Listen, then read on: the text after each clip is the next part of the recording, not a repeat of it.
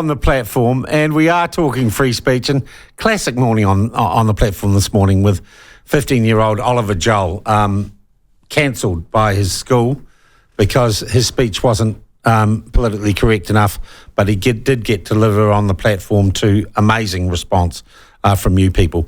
But Free Speech Fridays is brought to you by the Free Speech Union.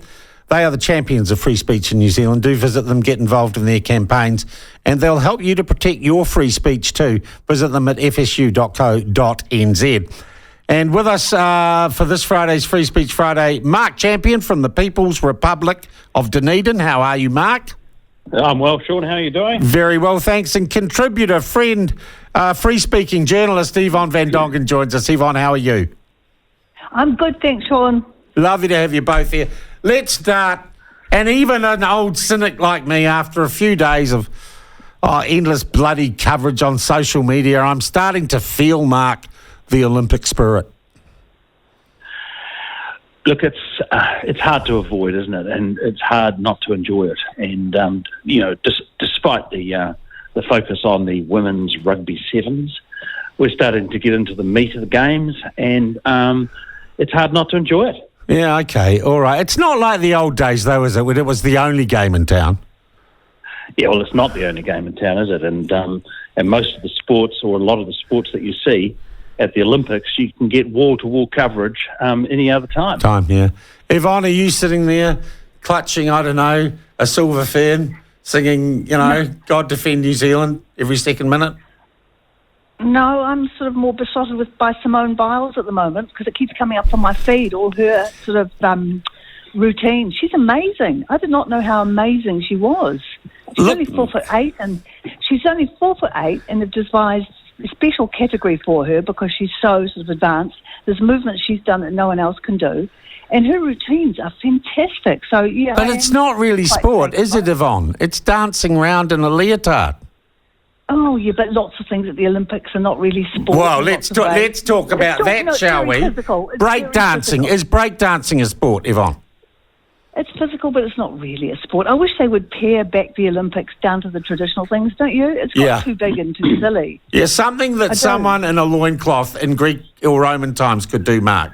That's what Olympic sport should be. Look, I think, Sean, a little bit like the Labour Party, they're struggling for relevancy, aren't they? Yeah. They're casting around looking for stuff that will keep them going. And I think that's really what it's about, isn't it? If they don't get the eyeballs on the sports that people want to watch as the world gets younger, it'll just die again. All right. Now, you two, I imagine you're probably just coming up for air after going out for the last couple of nights, blowing that massive tax break you've finally got. I mean, Yvonne, you've been out in the tiles, bought a new car, maybe upgraded the house. Yeah, I worked out I could afford a sausage sizzle outside Mitre 10 or maybe a hot dog at Costco's because it's like $4 a fortnight, $4.30 a fortnight. I don't know. Why did they bother? Why did they do this? I don't understand it. I think that's an absolutely legitimate question. Mark? Okay. Mark, are you in Clover, mate? Answer to that. Yep. Look, I think that the tax breaks, in modern politics, we don't see policy. We see a lot of ideology and no policy. And I think that there's very few things that Conservatives, with a small c, stand by. One of them is less government and the other is less taxes. And I think this was the biggest symbol this government could have sent. And I think that they've had their money's worth, to be honest. I reckon. So you reckon there's runs on the board for them off the tax cuts this week? Yeah, absolutely. Yeah. What do you do? In an inflation crisis? In an inflation crisis, what control do you really have? Essentially, you have nothing apart from government spending and returning a little bit to people's pockets. And a cash handout was never going to work after Grant Robertson splashed it around. And so tax cuts and fixing the bans was probably not a bad idea. All right. They're spending more than Grant. I thought they're spending more than Grant Robertson, apparently. So they're not really saying. Well, one thing they're not spending is the $130 million a month overspend that those terrible people at the Health New Zealand were spending now that they've got Lester Levy in charge. and we find that they were just singing all over the place, it would seem, at Health New Zealand. Mark, how do you think that transition's gone down, and do you think the government, you say they've won, if you like, a PR war on the tax cuts, I tend to agree with you, have they won the battle over health services and the axing of Health New Zealand? They were never going to win in 6 months. And I know that Lester Levy has gone in there with a dose of salt. He's talking to staff directly. He's telling them in a way that Aisha Verrill should be listening. She should get hold of Lester Levy's discussion to staff and find out his view about how bad it is. But she probably knows, and yet is pursuing this nonsense over the 14 layers of management. And to be honest, that's how bereft they are on that side of the house, on ideas. And I think that we have a crisis which we really don't understand yet.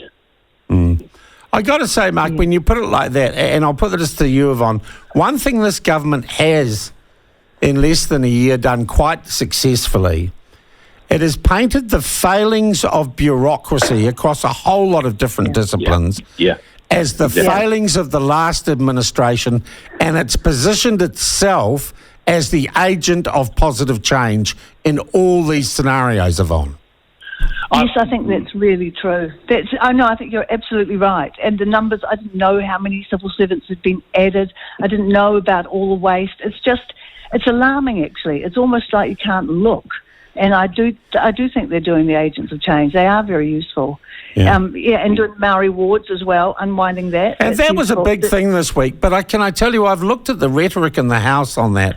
I look in particular at the treatment of Karen Chua by Labour, Green, and the party Maori MPs, and it is bloody shameful in a way that I haven't seen in politics before in New Zealand, Mark.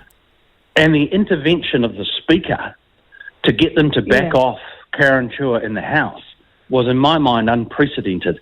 But we're getting back to that bitter pill that Te Pāti Māori and Labour have yet to swallow, and that is irrelevancy.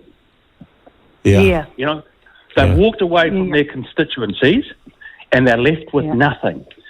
You know, the politics of progressiveness, I think, is dying in front of our eyes because it's the ideology of minorities, and that means irrelevancy. They seem to have no plan B, though. It is to go harder and more extreme and be more offensive on an individual basis. As I said, I just think the Karen Chua was a low point in the 40 years I've been covering politics. Correct. Yeah. But Labour's got an insoluble electoral problem because they can't win with Maori and they can't win without them. And that's the problem they've got. And until they acknowledge it, they won't be winning again. And that means Hipkins has got to go. But then if Hipkins goes, you've got the Phil Goff, David Shearer, David Cunliffe, Angry Andy and Cindy scenario, which will play out with Kieran McNulty, Barbara Edmonds, Ginny Anderson. I have a solution to all this, and I floated it only with my tongue only partly in my cheek earlier this week, because I think she is the most political voice, effective voice of political opposition in the country right now. Why doesn't Helen Clark just come back? Because they wouldn't want her.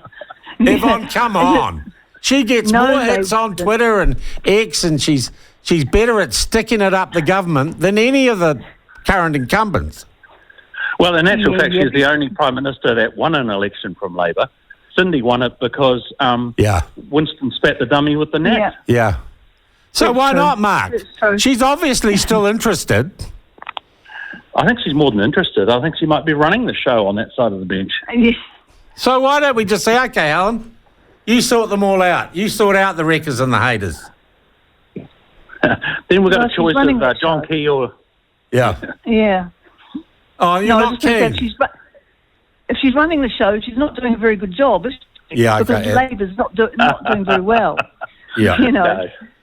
All right, look, by the way, it was another week where we didn't get, even though he's not boycotting the platform, we didn't get Mr. Luxon on, but apparently he was on The Rock, which is a radio station where they show each other's skin tags and talk about how long they last in bed. And apparently that's Luxon's milieu. That's what he's into, Yvonne. Yeah. But it'll be his loss in the end because you're growing. He's not. I don't think.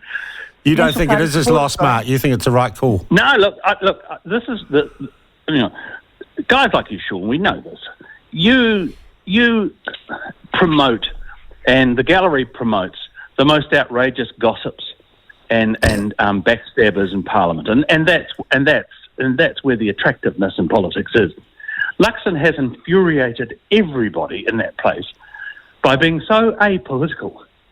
Yeah. That he's casting himself as a Uber manager, not a politician, and they can't drive a wedge in there because he's not political. Yeah, you're right.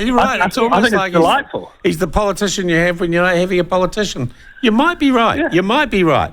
Look, that's a game he plays, and it's a game he plays and will win because he's got Winston and Seymour riding shotgun on either side of him. Yeah. Hey, well, I want to talk Murray Wards when we come back, and also some other Olympic issues around blokes punching women. We'll take a break now.